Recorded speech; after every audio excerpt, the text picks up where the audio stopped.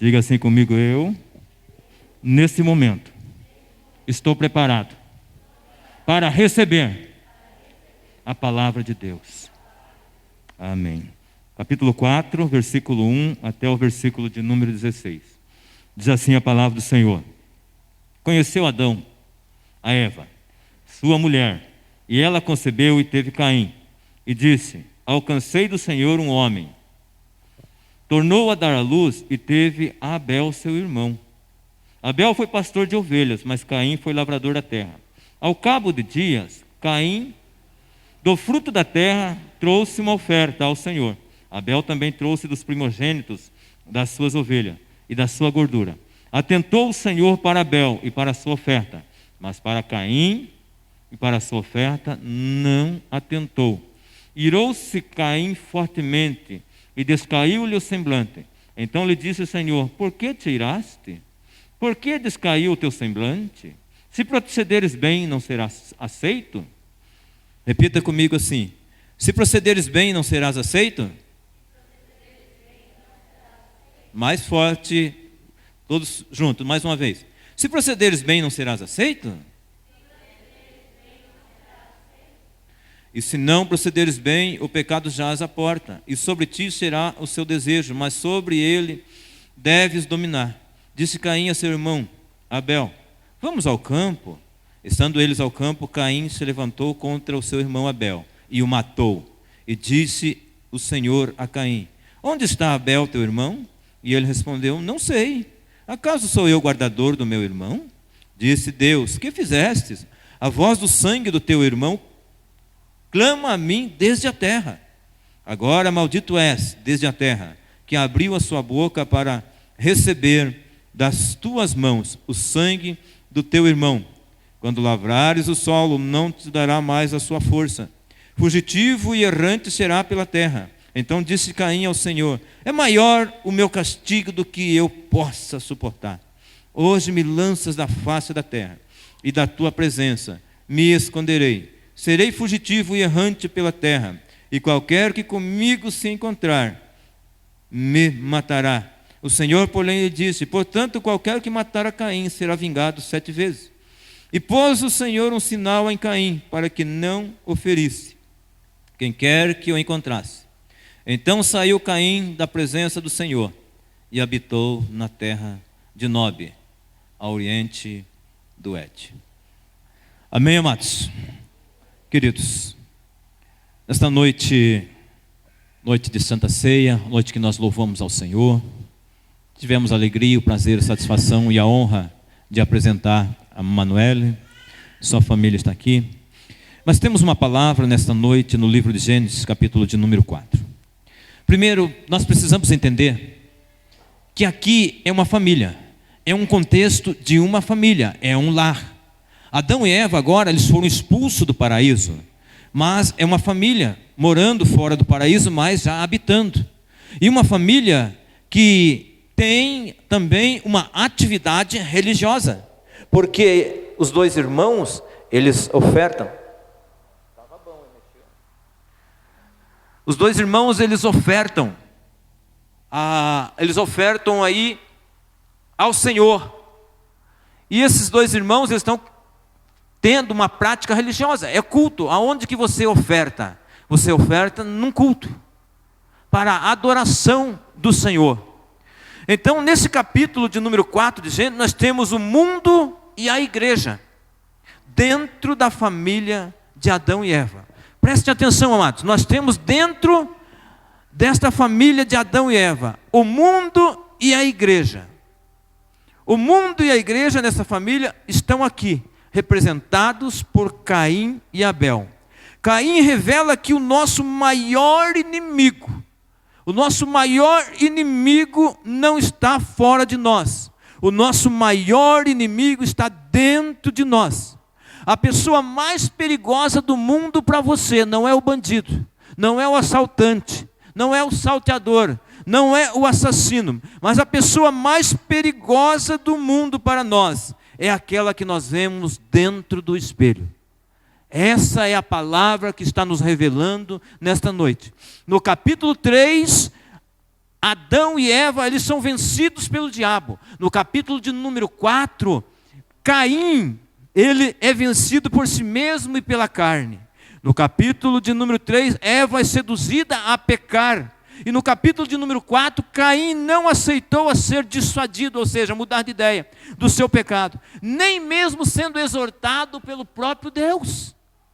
Nem mesmo sendo exortado pelo próprio Deus, Caim ele aceitou.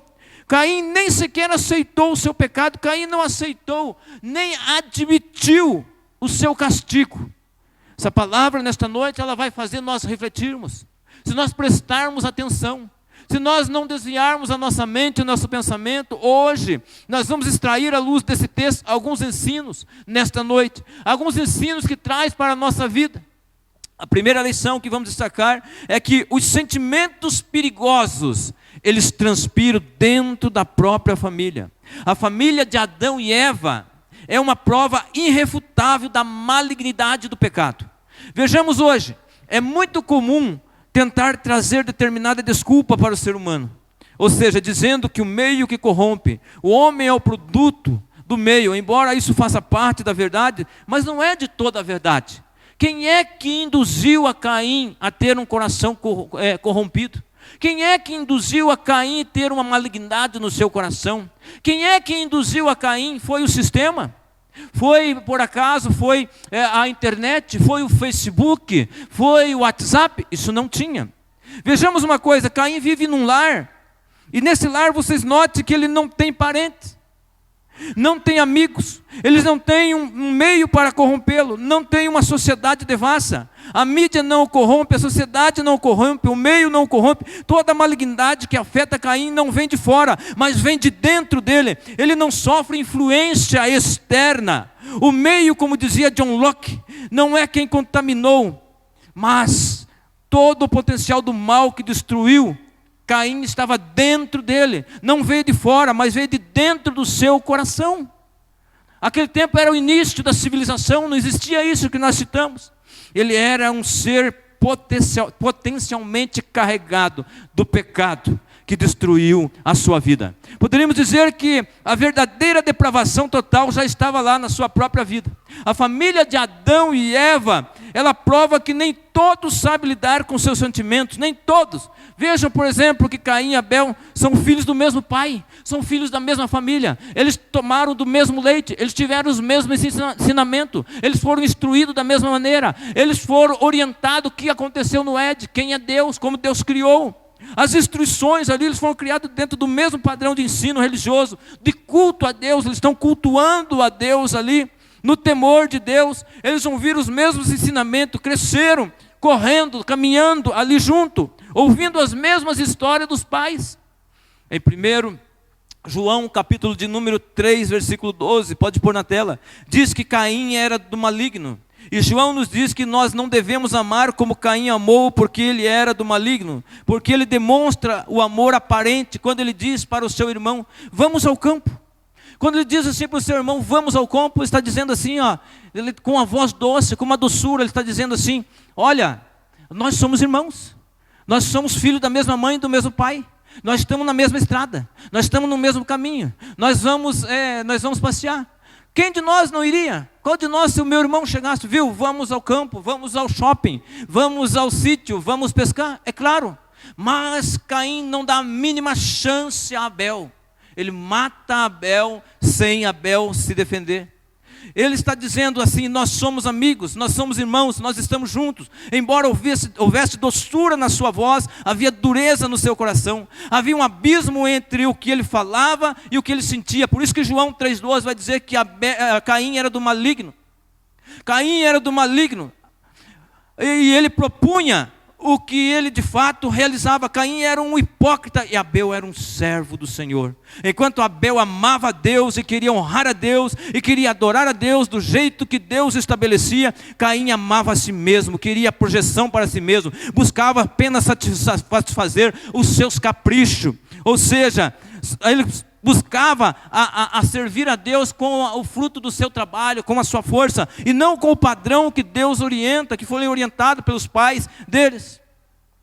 Um fato curioso nesse lar: os filhos crescem diferentes, têm vocações diferentes, têm corações diferentes, têm religiões diferentes. A religião de Abel é verdadeira, mas a religião de Caim é falsa. Tanto é falsa que quando Judas escreve lá na carta dele, que só tem um capítulo, no versículo de número 11, Judas ele vai escrever da seguinte maneira, coloca ali no texto, falando dos falsos profetas, que diz que os falsos profetas seguiram o caminho de Caim, ou seja, coloca ali para nós. Judas, capítulo de número, único capítulo, versículo de número 11.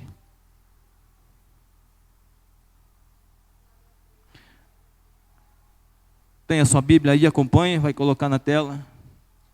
Aleluia.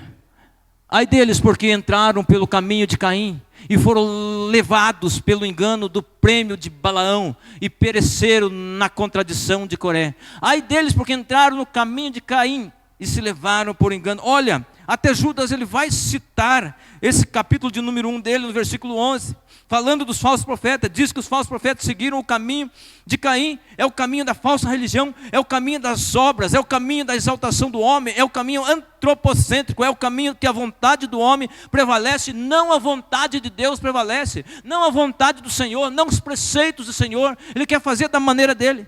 Mas note uma coisa interessante: a família de Adão e Eva é uma prova que as batalhas sentimentais mais extensas são travadas dentro de casa, no meio de nós e dentro da igreja. Quando Caim nasceu, o nome dele significou possessão. Quando Abel nasceu, significou sopro, significou vento, significou vaidade, significou passageiro. Eu quero te dizer que não adianta colocar nome bonito em filhos, não adianta colocar nome significativo em filhos, porque se nome bonito salvasse, Absalão quer dizer o pai da paz. No entanto, o que ele foi? Ele foi um conspirador contra o seu pai, contra Davi, contra o rei Davi, querendo o reino de Davi. Um ponto importante neste lar: havia prática religiosa. Isso é certo, eles estavam ofertando ao Senhor. Adão e Eva tinham ensinado e orientado como era isso. Abel agora ele adora a Deus conforme os preceitos de Deus, mas Caim tenta adorar a Deus e adorar na sua própria maneira. Faltava naquele lar o que era a expressão religiosa. Neste lar havia mais disputa do que comunhão, porque a Bíblia diz que Caim está mais infeliz com o sucesso. Aqui começa o tema da nossa mensagem nesta noite, que vai dizer para nós assim: se procederes bem, não serás aceito. Repita comigo assim: se procederes bem, não será aceito. Neste lar havia mais disputa do que comunhão, porque a Bíblia diz que Caim está mais infeliz com o sucesso espiritual de Abel do que com os desejos de acertar a sua vida com Deus. Ele está mais infeliz com o sucesso espiritual do seu irmão do que com a vontade de acertar a sua vida com Deus. O que aborrece Caim não é o fato de Deus exortá-lo. O que aborrece Caim é o fato de Deus aceitar seu irmão. E esse é um sentimento terrível. É quando eu me aborreço mais com a vitória e o sucesso do outro do que com a possibilidade de eu acertar ou conquistar o meu sucesso, buscar o meu sucesso diante do Senhor. É quando a vitória do outro me entristece mais do que eu poder imitá-lo, ou poder acertar a minha vida com Deus. Quando eu sou o centro do universo e não posso admitir que ninguém faça sombra na minha vida, isso é um sentimento perigoso. Hoje há muitas famílias em pé de guerra, há muitas crises. Hoje há estabelecido relacionamentos que não são bem estabelecidos. Ainda hoje muitos irmãos contra irmãos, pais contra filhos, maridos contra esposa. Ou seja, nós vemos isso na mídia, nós vemos isso no jornal. Ou seja, relacionamentos que não dão certo. Neste lar havia gente mal-humorada. No verso 5, vamos ver o que está dizendo o verso 5, aleluia, do capítulo 4. Ele vai dizer assim: mas para Caim e para a sua oferta não atentou, e irou-se Caim fortemente e descaiu-lhe o semblante. Então neste lar havia gente mal-humorada. E se você percebe, a ira de Caim, segundo os estudiosos, ela é endereçada a Deus e não a Abel. Caim ele está irado com Deus, porque Deus não apenas o rejeita, mas rejeita a sua oferta. E Deus faz mais: Deus aceita Abel e aceita a sua oferta. Não aceita só a sua oferta, mas aceita Abel. E Deus faz mais ainda, aceitando. Ou seja, ele não pode admitir o seu erro, ele não aceita a correção de rota, ele não tem disposição de arrepender, ele não tem o coração quebrantado, ele está cheio da ira, de uma ira acesa como um fogo, que devora e destrói. O semblante dele descai, ele perdeu a alegria, ele perdeu a graça, ele perdeu o sentido da vida, ele perdeu o entusiasmo para viver. Nesse lar havia inveja avassaladora, a inveja é algo terrível. É diferente do ciúme. A pessoa, quando ela tem ciúme, ela quer ser igual ao outro. Mas a inveja é totalmente diferente. Ela não se sente feliz com o que a outra tem. Veja, a inveja é diferente. Ela não se sente feliz com o que a outra pessoa tem. Ela está infeliz com o que a outra pessoa tem. Ela não quer o que a outra tem, mas ela quer que a outra não tenha. Esse é o problema de Caim. Para o invejoso, qualquer vantagem que o outro tenha é injusto. Por exemplo, Saul, o rei Saul, quando ele era rei, Davi ainda era seu escudeiro, estava lutando no meio da guerra. Quando Davi vai à frente do exército, ele agora vence aquela batalha, e então as mulheres, eles chegam, todos os soldados que venceram aquela guerra, as mulheres saem do meio de Israel cantando e dançando, adorando a Deus e dizendo que Saul derrotou os seus milhares, mas que Davi derrotou os seus 10 milhares. Aquilo foi um veneno para Saul. Aquilo acabou com a vida dele, aquilo destruiu a vida de Saul. Ele não pode admitir que tem gente que tenha um sucesso maior do que o seu. O invejoso não quer que o outro tenha, mas ele quer que o outro não tenha. Esse foi o problema também do filho mais velho na parábola do filho pródigo. A infelicidade dele é que o símbolo que aconteceu, não para ele, mas para o irmão, o chamado bezerro cevado. Eu vou lhe explicar o símbolo do bezerro cevado. O bezerro cevado era algo especial. O bezerro cevado, ele era guardado para um momento, mas muito, era guardado. Era para a pessoa estimada, era para a pessoa que era amado mesmo. Se chegasse uma visita lá na minha casa, eu oferecia, então, um omelete, um pão, um café. Eu sempre dou lá, como é que é o negócio lá, o café lá que eu faço lá, é o Nescafé. Coloco no micro-ondas lá, coloco leite e coloco lá um Nescafé. Mas se viesse uma pessoa lá que eu gostasse, que chega uma pessoa que eu gosto, então eu dou lá por exemplo, uma torta de frango, um pudim, um bolo, uma cuca, um bife, até alguma coisa mais especial. Mas o bezerro cevado, aquele momento aguardado, aquelas pessoas que eu estimo, aquela pessoa que eu guardo, aquelas pessoas que eu amo, aquelas pessoas que eu quero o tempo inteiro comigo, eu vou no churrasco, eu vou na picanha, eu vou na linguicinha da melhor, da fininha, daquela da perdigão, eu vou na costela, eu vou num carneirinho temperado de um dia para o outro, lá no alecrim e no hortelã. Essa é a pessoa que eu amo, que eu estimo. O bezerro cevado era dessa maneira. E o irmão, ele não pôde aceitar que o irmão saiu, gastou toda a fortuna que tinha, volta, o pai recebe, abraça, ama ele e tem um bezerro cevado. Então o bezerro cevado era para esse momento, era um momento especial, aguardado, era o momento, era o dia, era a visita, era o amigo, era a pessoa querida, era a pessoa especial. E quando o pai mata o bezerro cevado para o filho mais novo, isso entristece o filho mais velho. Se você perceber, cobiçar é desejar o que o outro tem, mas desejar a destruição do outro.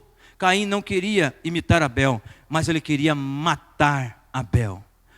Quero dar mais um exemplo para você disso. A história nos revela em agosto de 1990, a invasão do Iraque. A invasão do Iraque ao Kuwait. Saddam Hussein, ele invade todo o Kuwait.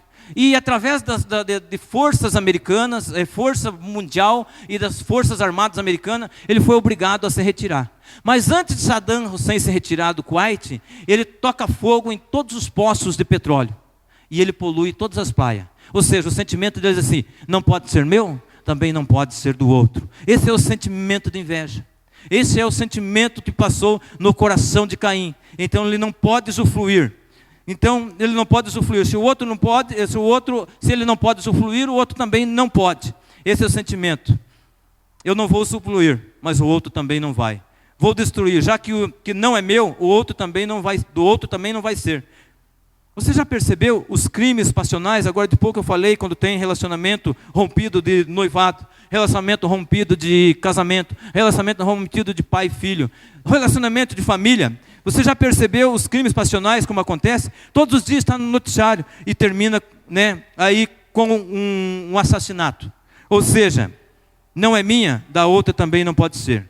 É esse o sentimento terrível que estava habitando no coração de Caim. O invejoso, ele é um filho do maligno. Ele não pode ter o que o outro tem. Então o outro não pode ter também. Ele não pode ter o céu. Então ele quer que o outro tenha o inferno. A lenda, por exemplo, da cobra e da vagalume. A cobra começou a perseguir a vagalume, vai de lá e vai daqui, o vagalume escapa daqui, escapa de lá. Chegou um momento, a vagalume pega e fala assim: ô, dona cobra, vamos parar, para um pouquinho aí. Posso te perguntar uma coisa? A cobra assim, diz assim: olha, eu não costumo abrir aí uma entrevista, mas nesse momento, mas vamos lá, o que você quer? Viu, eu te fiz algum mal? Não, você não fez mal algum nenhum para mim. Eu faço parte da sua cadeia de alimentação? Ela vai dizer assim: não, você não faz parte da minha cadeia de alimentação, não. Então, por que você quer me destruir? Ela diz assim: não, é que eu não suporto ver você brilhar. Eu não suporto ver você brilhar. Então, querido, esta é a atitude de Caim. Esta é a atitude de uma ira invejosa e ciumenta. Sentimentos perigosos aqui no texto. Transpiram até mesmo olha só, até mesmo na adoração. É por isso que eu falei que a pessoa mais perigosa do mundo está dentro do nosso espelho. Isso é terrível. O culto é uma hora assim que a gente está despojada, ou seja, da vaidade, de soberba, do pecado. A gente está se guardando, sendo uma pessoa devota. É isso que se espera de quem vai cultuar, não é mesmo? Olha, como o pecado ele é terrível, como o nosso coração ele é enganoso, como o pecado ele destrói, como o pecado ele avassala, como o pecado ele oprime, ou seja, ele é maligno, né? Ele transpira até no momento de culto, da adoração. Vejamos, antes de Deus aceitar o nosso culto, Deus vai aceitar a nossa vida. O culto não é apenas aquilo que nós trazemos nas mãos, presta atenção nisso aqui. O culto não é apenas aquilo que nós trazemos nas mãos. O culto é aquilo que nós somos. Em primeiro lugar, o texto vai dizer, capítulo de número 4, olha lá, parte B do versículo, diz assim: atentou o Senhor para Abel. Presta atenção aqui. Presta atenção aqui que Deus não diz assim: eu atentei para a oferta de Abel e depois de Abel. Não, ele diz assim: atentou o Senhor para Abel e depois da sua oferta. Não atentou o Senhor para Caim e não atentou o Senhor para a sua oferta. Ou seja, a primeira é a vida. Primeiro é a vida. Antes de nós apresentarmos algo ao Senhor, antes de nós cultuarmos, primeiro Deus tem que aceitar a nossa vida para depois a oferta. Ao passo que Caim da sua oferta não se agradou. Deus olha, Deus não está olhando para a nossa aparência, Deus não está olhando pela nossa performance no templo, Deus olha para o nosso coração, Deus olha para a nossa intenção, Deus olha para a motivação, Deus olha o que está dentro de nós, porque Deus quer verdade no íntimo. Queridos, isso é maravilhoso. Irmãos, isso é magnífico. Isso é a majestade de Deus, irmãos. Note vocês no versículo de número 5, que vai dizer assim: mas para Caim e sua oferta não atentou. Embora há tantos debates, tantos comentários e opiniões acerca do que exatamente significa isso, alguns teólogos, eles vão, dar-nos a impressão, a maioria dos comentaristas, que caminham nessa direção, que havia duas coisas aqui que Deus não aceita. Deus não aceita a vida de Caim e Deus não aceita o culto de Caim. Deus aceita a vida de Abel e aceita o culto de Abel. A justiça de Deus é prefigurada no Éden, quando pecaram, quando Adão e Eva pecou, teve que se matar um animal, teve que ter sangue derramado, sangue inocente, ou seja, para cobrir agora o corpo deles, porque eles estavam nus. Abel não entendeu isso porque ele deu do fruto do campo, mas Caim não entendeu isso porque ele deu do fruto do campo, mas Abel entendeu. Ele entendeu que tinha que matar o animal, sacrificá-lo e ofertar ao Senhor. Mas Caim, ele queria do seu esforço, ele queria da sua força, ele queria do seu trabalho, ele queria do jeito dele, arrogante, sem então ele atentar para os preceitos e a ordenança de Deus que Adão e Eva ensinou aos seus filhos. Abel ele estava entendendo que sem derramamento de sangue não há remissão de pecado. Mas Caim traz da sua oferta, do fruto do seu trabalho, do fruto da terra, do fruto do seu labor, como esforço da sua obra, como culto centrado que ele podia produzir com o seu próprio esforço. Pois Deus rejeita Caim, Primeiro diz a Bíblia, lá em João 3,12, ele era do maligno. E segundo Gênesis capítulo 4, versículo 5, diz que ele, versículo 4 diz, mas para Caim e para a sua oferta não atentou. Caim estava mal-humorado, cheio de ira. Ele era um homem cheio de inveja. E no versículo de número 7, Deus vai além. Deus diz assim, se procederes bens não serás aceito. Presta atenção aqui, amados. O que Deus diz é o seguinte, se procederes bem não é certo que será aceito. Se todavia procederes maus, eis que o pecado bate à tua porta. Presta atenção. A teologia, ela é a mãe da ética. Se eu estou crendo que há algo errado, se eu estou crendo em algo errado, eu vou ter uma vida errada. Se a minha doutrina ela está errada, a minha conduta ela vai estar errada. Se a minha teologia está errada, a minha ética ela está errada. Se o meu credo está errado, também a minha conduta está errada. Caim tem uma vida errada, uma conduta errada. Mas a palavra diz assim, se procederes bem, isso indica que ele estava procedendo mal. Quando Deus fala assim, se procederes bem, não serás aceito, isso dá toda a indicação que ele estava procedendo mal na sua conduta, de forma errada. A vida dele estava errada. Olha isso, Deus está procurando adoração. Olha, presta atenção nessa palavra. Medite bem nessa palavra nesta noite. Deus não está procurando a adoração. Deus está procurando adoradores. É por isso que ele fala lá para a mulher a samaritana. Eis que Deus está procurando os verdadeiros adoradores que adorem em espírito e em verdade. Aleluia. Deus não está procurando adoração, mas sim adoradores que o adorem em espírito e em verdade. O mundo está cheio de religião, o mundo está cheio de deuses, o mundo está cheio de altares, o mundo está cheio de todos os pseudos deuses, mas Deus está procurando o verdadeiro altar no coração daquele que tem a sede dele. Deus quer conhecê-lo, Deus quer amá-lo, Deus quer que você possa servi-lo, Deus quer que você possa glorificá-lo, Deus quer que você possa exaltá-lo. Veja o que diz Hebreus, põe na tela, Hebreus capítulo 11, versículo 4, a primazia do sacrifício excelente, o que Deus exigiu, isso vem acompanhado de uma vida mais excelente, aleluia. Um sacrifício, ele vem então agora acompanhado de uma vida mais excelente. Hebreus capítulo de número 11, versículo de número 4, aleluia.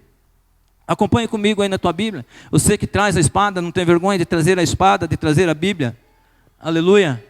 Pela fé, Abel ofereceu a Deus o maior sacrifício do que Caim, pelo qual alcançou o testemunho de que era justo, dando Deus testemunho dos seus dons, e por ela, depois de morto, ainda fala, depois de morto, olha que lindo, que maravilha, porque Abel, ele coloca no seu coração servir ao Senhor, de adorar ao Senhor, de buscar ao Senhor, de cultuar o Senhor da maneira que foi ordenado, não de qualquer jeito, não é, a Bíblia diz para nós que se for para nós sermos mornos, então que nós sejamos frios, que não sejamos nada, ou nós sejamos quente, ou nós sejamos frios, porque se nós formos mornos, com o pé lá no mundo, com o pé lá fora, a Bíblia diz que ele está a ponto de vomitar-nos da boca dele. Igreja, presta atenção agora. Nós estamos aqui hoje, não por causa, presta atenção, não por causa de Abel e Caim, mas nós estamos aqui hoje, é por mim e por você. Porque Deus também nos avisa, porque Deus também nos adverte, porque Deus também nos alerta, porque Deus também nos exorta, porque Deus também nos corrige, porque Deus também nos acende o alarme da nossa vida e toca a trombeta. Deus está dizendo para mim e para você: filho, não vá, filho, não faça, filho, não toque, filho, não se misture, filho, não deseje, filho, não se afaste, filho, se afaste, filho, não se afaste da minha presença. Deus ama eu e você, Deus ama você, igreja. Pela basura canta, Shedaramanai. Quantas vezes Caim está em nós? Quantas vezes o Caim está em nosso coração? Quantas vezes o Caim bate dentro de nós?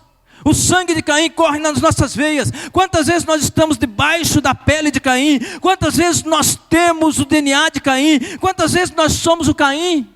Quantas vezes nós nos pegamos chorando diante do Senhor pelo pecado que cometemos, pelo erro que pecamos, e hoje e amanhã nós estamos chorando de novo porque cometemos o mesmo pecado.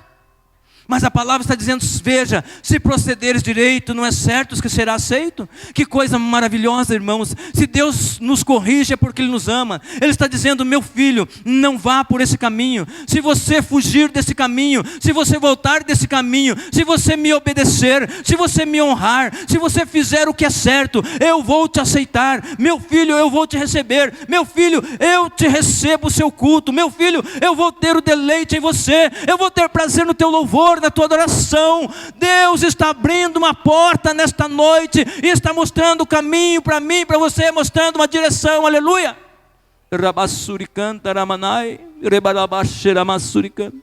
Quantas vezes, referente à correção, exortação, nós preferimos, em vez de fugir do pecado, nós consumamos o pecado. Caim é confrontado por Deus antes de matar Abel, e ele responde com silêncio gelado. Caim é confrontado por Deus depois de matar Abel, e ele responde com evasiva hipocrisia. Em vez de voltar para Deus, ele foge de Deus. Ele usou a máscara para consumar o seu pecado, a máscara da mentira, a máscara da hipocrisia, a máscara da falsidade. Veja o que diz no versículo de número 8. Disse Caim a seu irmão Abel, vamos ao campo. Estando eles ao campo, se levantou contra seu irmão Abel e o matou. Vamos ao campo, uma voz doce. O que tem por trás dessas palavras, vamos ao campo? Somos amigos, somos irmãos, somos da mesma fé, somos da mesma religião, somos parceiros, estamos juntos, nós somos da mesma família, corre nas nossas veias o mesmo sangue, nossos pais são comuns, é o mesmo que estamos, é o mesmo caminho, na mesma estrada. Ele usa essa máscara para atrair a uma armadilha, para apanhar numa rede e pegar ele. Ele se disfarçou de amigo, ele se dissimulou, ele enganou, ele premeditou esse crime, e não foi um impulso repentino, não. Ele alimentou o ódio, ele odiou não só Abel, porque Abel era correto e praticava o bem. Caim era do maligno, porque ele não está odiando o mal, mas ele está odiando o que é certo, odiando o que é o bem, o acerto, a santidade, o culto correto a Deus. Ele está odiando isso. Olha, irmãos, para odiar o bem, a pessoa tem que ser demoníaca. Para odiar o bem, uma pessoa tem que ser demoníaca, não pode. E o exemplo de Abel, ele gerou a morte no coração de Caim. A máscara da violência matou Abel, sem ele dar chance de defesa. Ódio consumado, premeditado, executado. A máscara da crueldade se levantou contra o seu próprio irmão, contra a família, contra si mesmo, e acaba de matar. Que acaba de matar ele, sem dar chance de defesa. Igreja, nesta noite é noite de Santa Ceia. Essa palavra leva-nos a refletir muito, a pensar muito. Nós estamos diante da mesa de um memorial eterno. E a palavra diz que Jesus Cristo, pelo seu sangue, Ele cobre todo pecado. E Ele nos livrou da morte eterna, para aqueles que crerem e aqueles que foram batizados. Quando Deus o confronta, Caim, ele pergunta, onde está seu irmão Caim? Ele vai dizer, não sei, sou eu o guardador do meu irmão? E aí Deus vai falar, o sangue do teu irmão clama desde a terra até os céus. Pior do que pecar, irmãos, é esconder e não assumir. Pior do que pecar, irmãos, é não admitir que pecou. Pior do que pecar é não reconhecê-lo. Se não se arrepender e não abandonar o erro e permanecer no pecado, esse foi o caminho de Caim. Matou o irmão a quem ele deveria proteger. Pare e pense, o que nós estamos tratando? Nesta noite, nós estamos tratando de Abel e de Caim? Não, nesta noite nós estamos tratando das nossas vidas. E eu quero que você leia comigo o capítulo de número 7. O versículo de número 7. Ele vai dizer assim,